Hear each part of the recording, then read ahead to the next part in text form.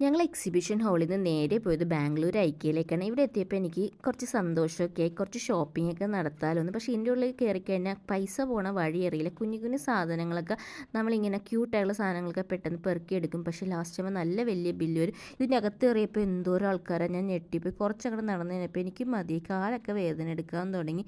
ഞാനൊരു സൈഡിൽ ഇരിപ്പായി, തിരിച്ചു പോകാമെന്ന് വരെ തോന്നിപ്പോയി. അത്രയ്ക്ക് എനിക്ക് കാലുവേദന എടുക്കാൻ തുടങ്ങി.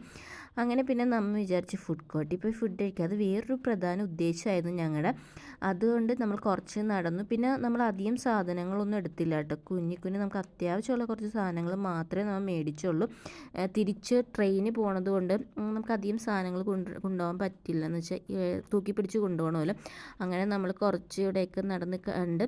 പിന്നെ ഇങ്ങനത്തെ കുറേ ക്യൂട്ട് സാധനങ്ങളുണ്ട്, പിള്ളേർക്ക് പറ്റിയ കുറേ പാത്രങ്ങളും കാര്യങ്ങളൊക്കെ. അതൊക്കെ എനിക്ക് ഒരുപാട് ഇഷ്ടമായി.